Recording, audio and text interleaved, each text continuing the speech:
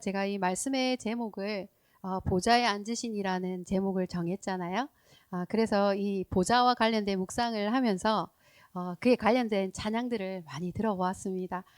그러게 이제 하면서 이제 수요 예배 선곡을 했는데 찬송을 부르니까 이게 마음이 뜨거워지면서 내 마음에 믿고 있는 것들을 하나 성령님께서 굳게 하여 주시는 그런 은혜를 받는 그런 마음이 들었습니다.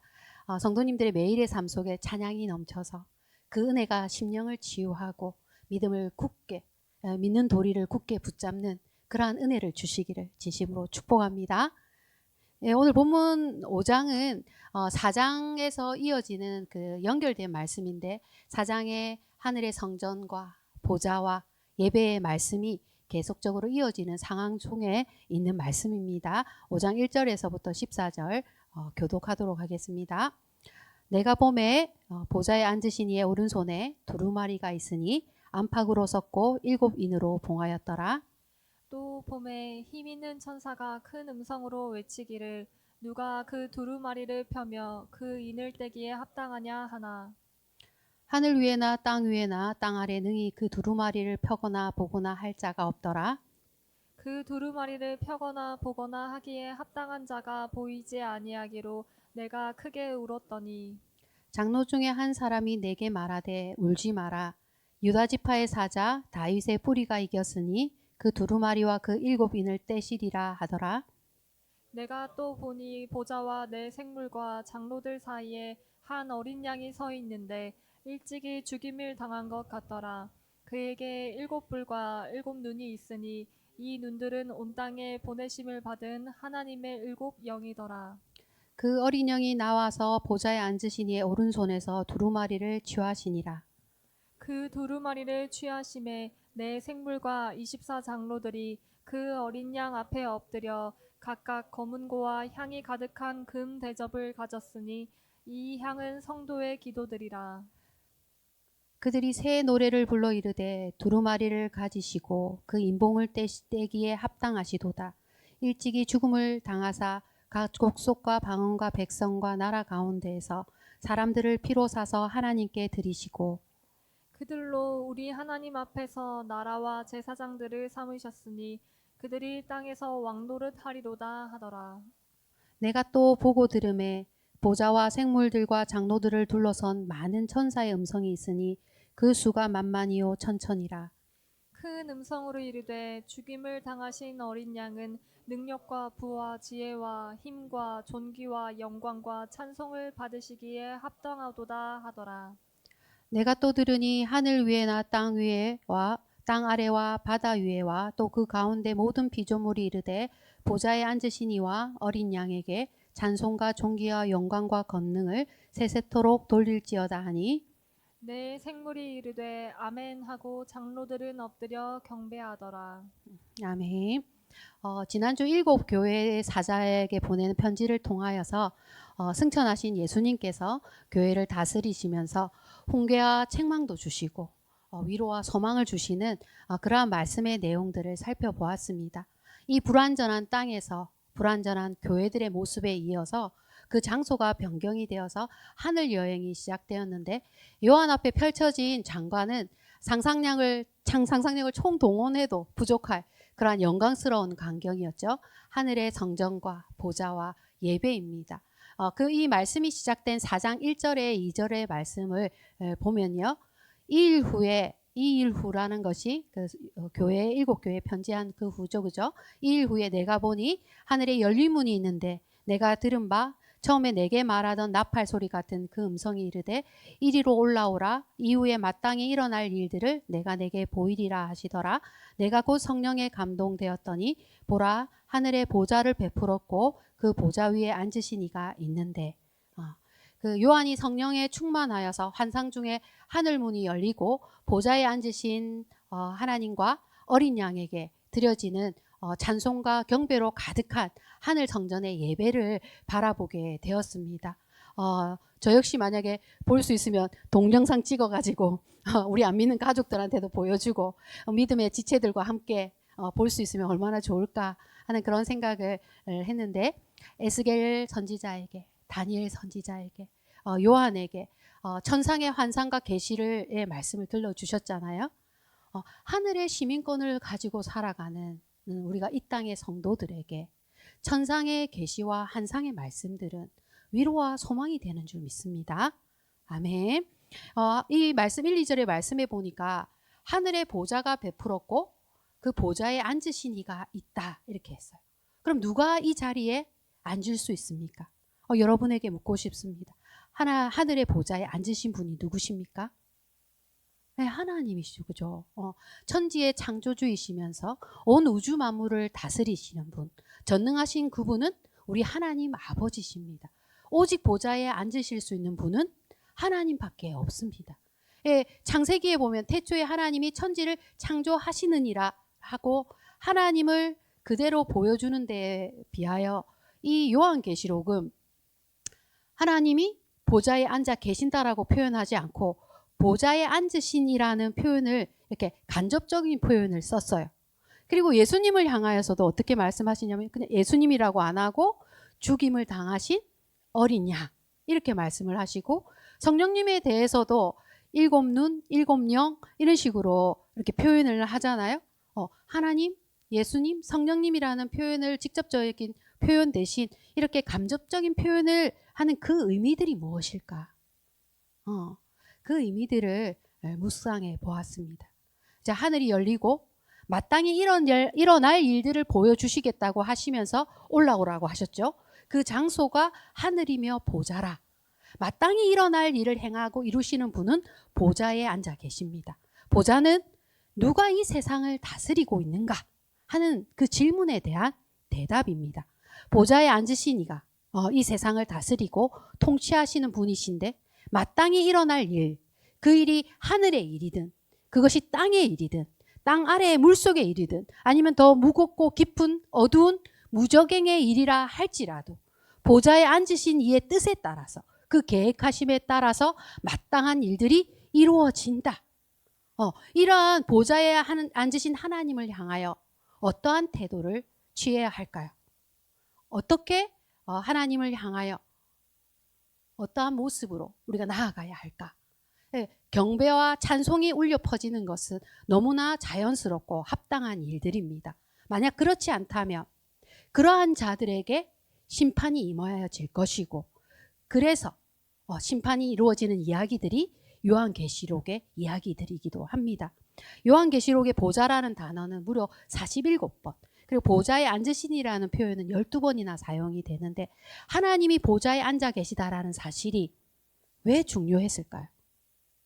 하나님이 보좌에 앉아 계신다라는 이 사실은 어떤 이는 놓치면서 살아가고 어떤 이는 잊어버리고 살아가고 어떤 이는 부인하면서 살아가고 어떤 이는 불신하면서 대적하면서 살아가고 있기 때문입니다.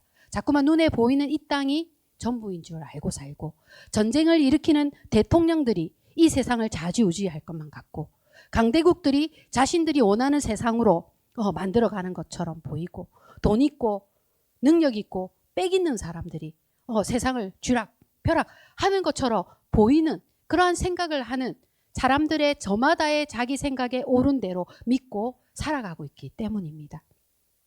이 세상을 다스리고 심판하시는 분은 보좌에 앉아 계신 하나님입니다.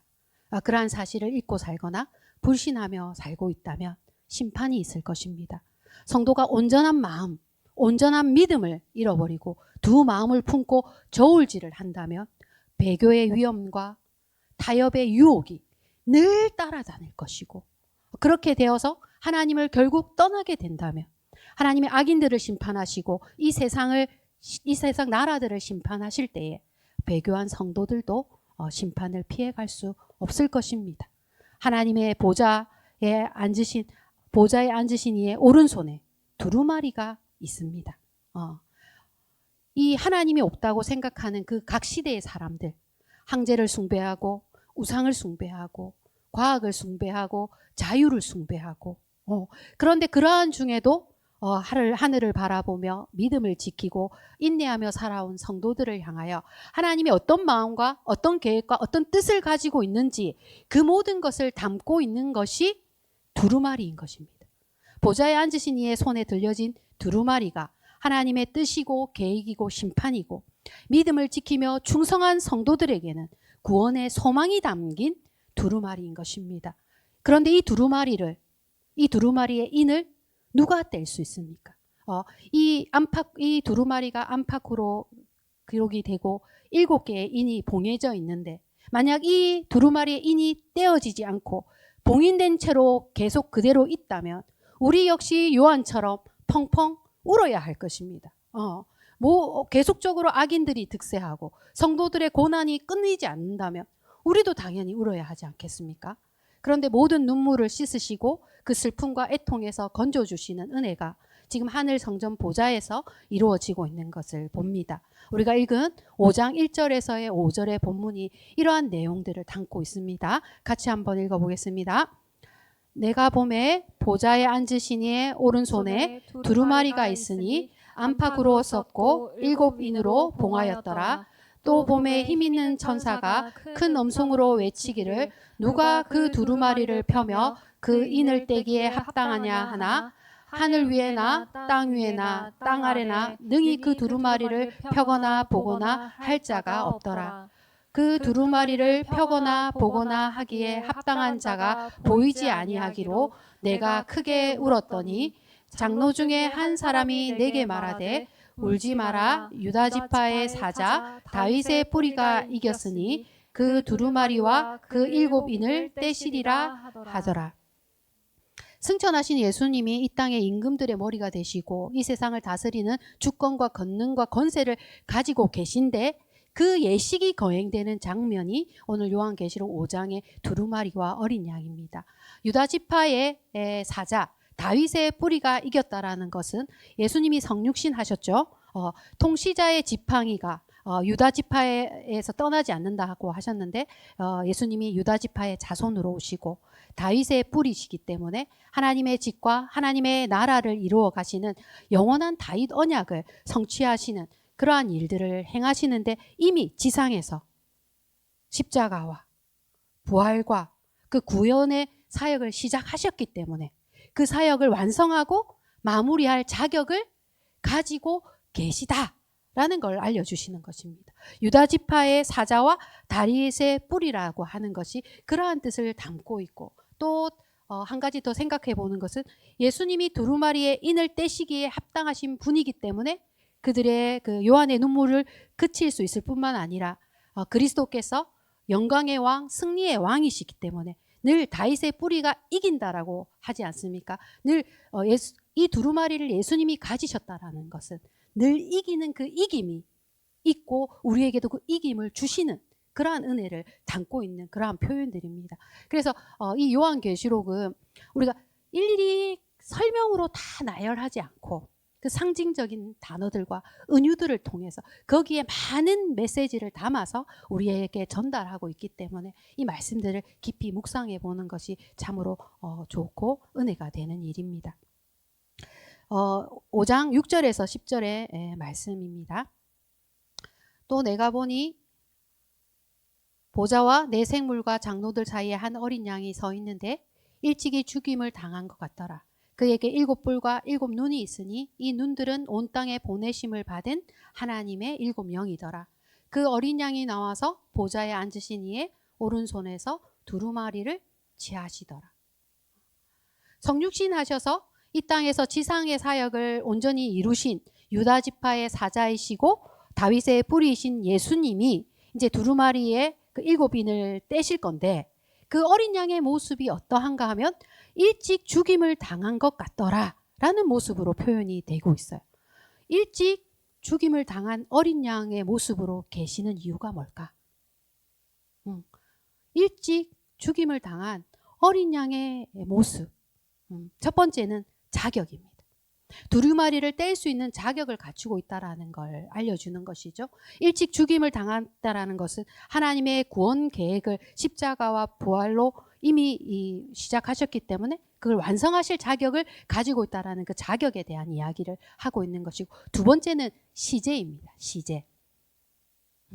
일찍 죽음을 당한 것 같다라는 이 말씀은 십자가와 부활의 과거의 사건이 과거에 있는 것이 아니라 늘 현재적인 사건이라는 것이죠. 2000년 전에 예수님의 십자가와 부활의 사건은 지금도 효력이 있어서, 지금도 권능을 가지고 있어서, 그 죽임을 당한 어린 양의 순종과 대속과 이 부활이 현재적으로도 영원한 효력을 가지고 있는 그러한 구속의 은혜라는 것을 우리에게 알려주고 있기 때문에, 죽임을 당한 그 어린 양의 모습으로 계시는 것은 그것이 과거의 그 사건으로 끝나지는 것이 아니라 지금도 영원한 효력을 가지고 있는 그러한 구속의 은혜를 보여주는 것입니다. 세 번째, 이 말씀은 통치에 대한 것이죠. 하나님의 손에서 예수님이 두루마리를 받으시고 취하신다라는 것은 죽임당한 어린 양이 이 세상을 통치하신다라는 걸 알려주시는 그러한 말씀입니다. 일찍 죽임을 당한 어린 양 예수로부터 이미 시작된 하나님의 나라가 종말을 향하여 나아가고 있는데, 이미와 아직 아닌 그 사이를 살고 있는 우리의 이 중간기 통치와 마지막 최후와 하나님의 심판과 영원한 하나님의 나라에 대한 이 모든 것들을 이루시고 계시는 그것이 하나님의 두루마리고, 그것을 떼시며 그 일을 이루실 분이 예수님이라는 것을 보여주고 있는 그러한 말씀입니다. 5장 7절의 말씀 같이 한번 읽어볼까요? 그 어린 양이 나와서 보좌에 앉으신 이의 오른손에서 두루마리를 취하시니라. 네, 하나님의 손에서 예수님이 그 두루마리를 취하셨다라는 거죠. 이러한 일들을 이루실 자격을 가지고 계신 분이 이제부터 인을 떼실 건데, 그 인을 떼는 이야기가 6장에서부터 12장까지 계속적으로 이어지는 이야기가 될 것입니다. 또한 여기서 예수님의 모습을 7뿔이 있고 7눈을 가진 그러한 모습으로 보여주셨습니다. 뿔은 구원의 뿔이고 힘과 능력을 상징하는데 거기에 7이라는 완전수를 더하였고요. 성령님이 이제 7눈을 가지신 성령님이 온 땅에 보내심을 받았다라고 하십니다. 하나도 빠뜨리지 않고 모든 것을 감찰하고 모든 것을 다 아시고 그 은혜와 능력으로 복음이 편만하게 세상 가운데 끝날까지 증거되는 이 사역들이, 성령님의 사역이 펼쳐지고 있는 모습도 또한 이 말씀 속에 담고 있는 것을 봅니다. 어린 양이 두루마리를 취하시니까 그 다음에 이어지는 이야기는 무엇입니까? 합당한 경배와 예배로 이어지는 말씀들을 보는데 한번 읽어주시겠습니까? 5장 6절에서 10절입니다. 8절에서 9절, 10절. 예. 그 두루마리를 취하심에 네 생물과 24장로들이 그 어린 양 앞에 엎드려 각각 검은고와 향이 가득한 금 대접을 가졌으니 이 향은 성도의 기도들이라. 그들이 새 노래를 불러 이르되 두루마리를 가지시고 그 인봉을 떼기에 합당하시도다. 일찍이 죽임을 당하사 각 족속과 방언과 백성과 나라 가운데에서 사람들을 피로 사서 하나님께 드리시고 그들로 우리 하나님 앞에서 나라와 제사장들을 삼으셨으니 그들이 땅에서 왕노릇 하리로다 하더라. 두루마리를 취하셨을 때 어떤 일이 일어났습니까? 엎드리죠. 그죠? 모든 무릎이 예수의 발 아래 무릎을 꿇을 것입니다. 그리고 모든 입이 경배와 찬송을 드릴 것입니다. 두루마리를 취하셨으니 하늘의 뜻이 땅에서도 이루어질 것입니다. 아멘. 여기서 24장로들이 그 성도님들의 기도를 담은 향이 나는 금대접을 올리고 있는데 5장 8절에 보면 그 두루마리를 취하심에 네 생물과 24장로들이 그 어린 양 앞에 엎드려 각각 검은고와 향이 가득한 금대접을 가졌으니 이 향은 성도들의 기도라고 말씀을 하고 있습니다. 인을 떼시기 전에 성도들의 기도와 예배가 이렇게 드려지고 인을 떼시고, 또 나중에 뒤에 가면 7 나팔을 불 때도, 7 대접을 쏟으실 때도 성도들의 기도와 찬송의 장면들이 있고, 그리고 난 다음에 심판이 임하여지는 것을 보면서 성도들이 흘리는 피와 그들이 당하는 고난과 그들이 쌓는 하늘의 그 기도가 인을 떼는 이유가 되고 있다는 것을 볼 수가 있습니다. 그래서 우리가 드리는 그 기도가 얼마나 귀한 것인지 하나도 땅에 떨어지지 아니하고 하늘에 쌓인다라는 생각을 할 수가 있고, 이 하늘 예배를 보여주시는 것은 오늘 이 땅에서 우리가 드리는 이 예배도 이러한 예배라는 사실을 우리로 하여금 알게 하여 주시는 그러한 은혜들을 담고 있습니다. 기도가 드려지고 악기 소리가 나고 거기에 맞춰서 수만 수천 천사들이 찬양을 하는데 새 노래로 찬양을 하잖아요. 이전에 없었던 오직 어린 양에게만 합당한 노래, 승리의 노래를 부르는데, 이 9절에서의 그 10절의 이 찬양의 노래들을 같이 한번 읽어보기를 원합니다. 그들이 새 노래를 불러 이르되 두루마리를 가지시고 그 인봉을 떼시기에 합당하시도다.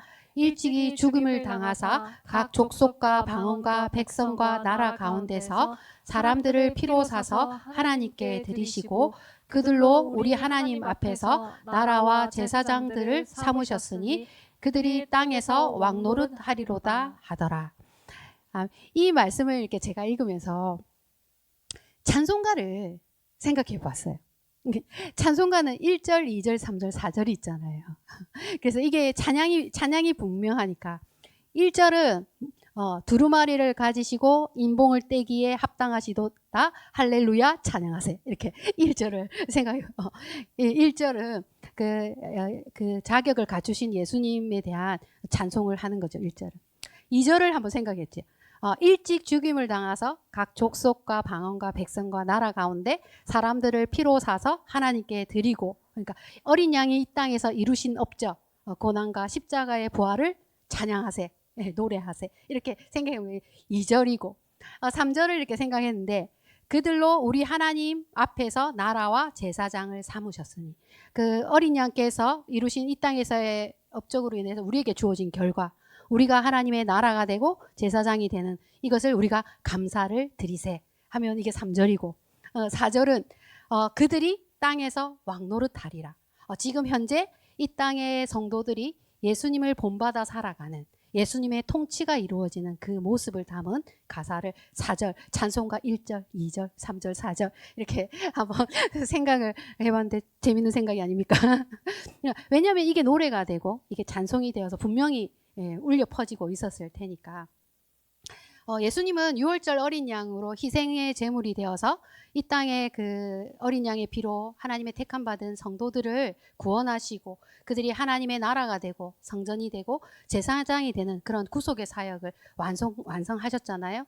그래서 이제 교회와 성도들이 이 땅에서 어린 양의 통치를 받으며 살아가는 그러한 역사를 노래한 것인데, 이 왕노릇이라는 이 표현이 좀 어색하잖아요. 노릇 이렇게 하니까. 근데 이거는 이제 예수님의 통치가 교회와 성도들을 통하여 실현되고 있는 그러한 모습이거든요. 그러니까 성도들도 이 세상을 다스리고 통치한다라는 그러한 내용을 담고 있는데, 사람들은 통치와 다스림에 대해서 어떤 개념이 있습니까? 고정관념 있잖아요. 군림하고 지위를 가지고 힘으로 뭔가를 하는 것을 생각하다 보니까 성도의 왕노릇이라는 것이 이 통치와 다스림이라는 걸 이해하기가 어려운 것 같습니다. 예수님은 폭력이 아니고 강압이 아니고 힘의 원리로 하지 않으시고 고난과 겸손과 순종의 모습으로 이루셨잖아요. 그렇다면 성도가 땅에서 왕노릇하는 모습이 어떠해야 하겠습니까? 예수님처럼 순종과 겸손과 희생으로 사랑으로 섬기는 왕노릇을 하는 것이죠. 한 가정에 현숙한 아내가 있습니다. 조용조용하고 별로 말도 없는 이제 현숙한 아내가 있고 늘 큰 소리 떵떵 치는 남편이 있다고 합시다. 그런데 그 가정을 움직이는 것은 아내에게 있어서 아이들도 엄마 말을 듣고 따르고 남편 역시 아내의 말에 귀를 기울이고 아내의 그 뜻을 따라서 살아가고 있다면 그 가정을 다스리는 진정한 통치자가 누가 되겠습니까? 현숙한 아내가 되는 것이 아닙니까? 그러니까 눈으로 드러나는 어떤 권력, 군림, 힘으로 자꾸 통치와 다스림을 이해하다 보면 우리 성도들이 이 땅에서의 왕노릇에 대해서 우리가 오해하게 되는 것입니다. 나는 힘도 없는데, 나는 능력도 없는데, 나는 지위도 없는데 내가 무슨 왕노릇을 하고 있단 말인가? 라고 생각하지 않겠습니까? 그러나 교회와 성도들이 이 땅에서 왕노릇을 하는데 그 삶의 모습이 예수님을 닮아서 살아가고 있는 것이, 그것이 진정한 통치요 다스림이라는 것입니다. 나의 왕노릇은 어떠한가? 우리의 삶 속에 우리의 그 왕노릇이 있습니까? 내가 왕노릇을 좀 더 잘해야겠다 하는 그런 마음이 드시지 않습니까?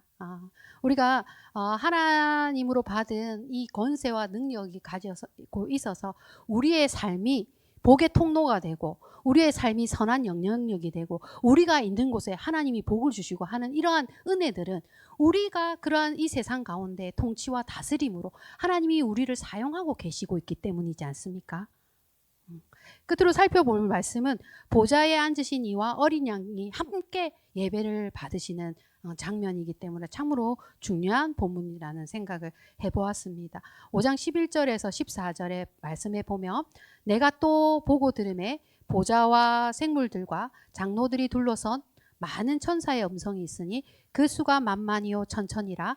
큰 음성으로 이르되 죽임을 당하신 어린 양은 능력과 부와 지혜와 힘과 존귀와 영광과 찬송을 받으시기에 합당하도다 하더라.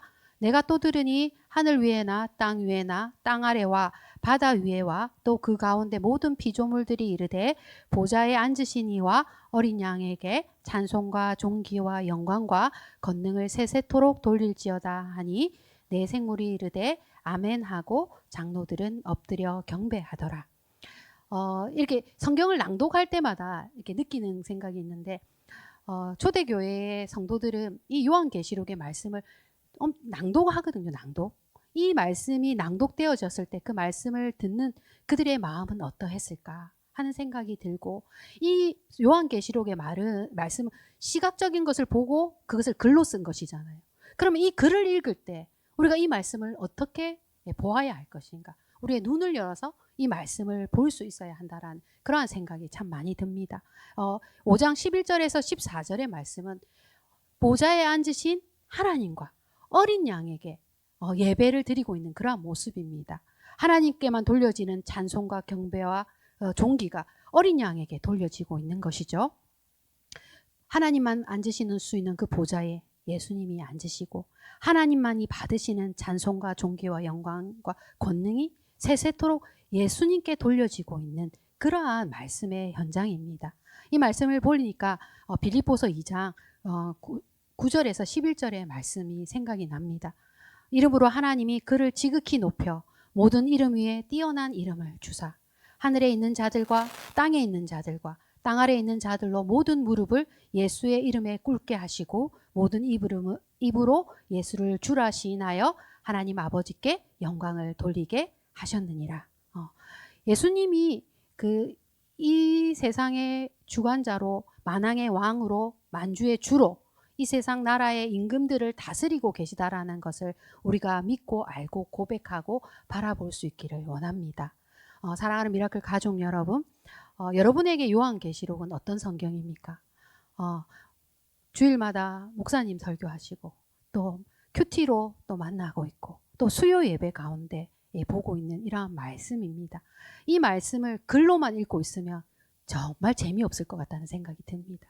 우리의 영을 깨우고 하나님께서 이 보여주시는 이 말씀들을 우리가 볼 수 있어야 한다라는 그러한 생각이 들고 지난주 요한계시록 위로의 말씀이라는 걸 말씀드렸는데 요한계시록은 또한 소망의 말씀입니다. 보좌에 앉으신 어린 양과 하나님을 바라보게 하시니 소망이 되고 하늘의 예배가 이 땅의 교회들의 예배와 연결되고 있으니 이 또한 소망이 되고 어린 양 손에 두루마리가 들려져 있는 그 사실이 소망이 되고 그리고 그 두루마리를 떼시는 이유가 성도의 기도라는 사실에도 소망이 됩니다. 요한계시록은 수많은 이유들로 소망이 됩니다. 이 세상의 역사가 보좌에 앉으신 하나님과 어린 양께 있고 구원하심과 심판하심도 다 그 손에 있고 성도가 믿음으로 인내하며 소망 가운데 사는 이유가 됩니다. 이기는 자에게 주시는 hin옥과 면류관과 상급이 있고 이 땅에 눈물과 애통과 슬픔을 씻으시니 소망이 넘치는 까닭입니다. 이제 이후로 우리가 드리는 예배에 더 힘이 있고 더 소망이 넘치고 믿음의 성도들이 찬양할 때에 그 십자가 부활과 영광과 예수님의 통치를 더 큰 목소리로 찬양할 수 있어야 합니다. 이 땅의 나그네와 청지기로 살아가는 우리의 삶이 고단할지라도 때로는 한숨이 날지라도 성도는 하늘의 지식과 하늘의 지혜를 가지고 있는 부요한 자들입니다. 우리가 가지고 있는 그 하늘의 지식과 그 지혜의 부요함이 나의 마음을 여유롭게 하지 못한다면, 늘 쫓기는 그러한 삶 속에서, 세상 속에서 내가 하나님의 앞에 구별된 나의 모습이 없고, 나에게 주시는 이 지혜와 이 지식의 부요함이 나를 자유롭게 하지 못한다면, 우리가 이 말씀이 우리 삶 속에 어떻게 살아서 역사할 수가 있겠습니까?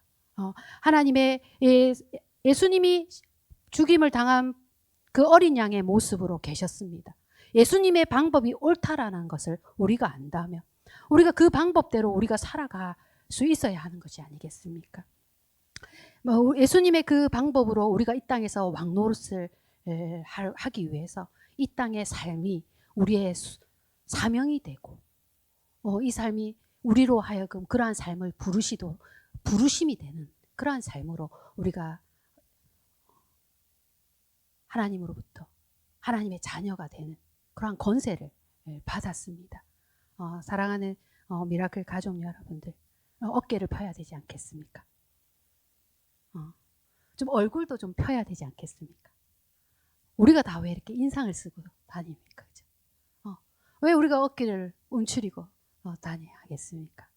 우리가 어깨를 펴고, 우리가 얼굴을 펴고, 우리가 웃을 이유가 넘치지 않습니까? 그죠? 우리가 웃으면서 주님이 주시는 이 소망을 나의 소망 삼고, 우리 교회의 소망 삼고, 우리가 찬양하는 이유가 무엇인지, 우리가 드리고 있는 이 예배가 무엇인지를 우리가 알지 못한다면 너무나 안타까운 일이 되지 않겠습니까?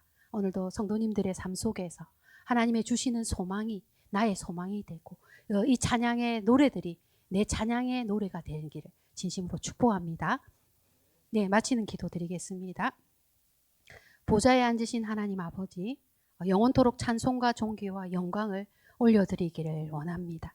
하늘의 문을 여시고 두루마리를 손에 드신 어린 양 예수를 바라보게 하시니 참으로 감사를 드립니다.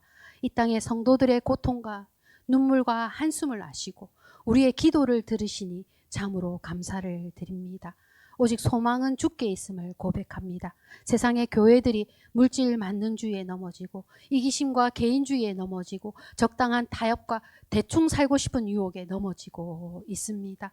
각종 죄악으로부터, 사단의 충동질로부터 교회를 보호하시고 위로하시고 소망을 주시고 교회들을 살려주시기를 간절히 바라고 소원합니다.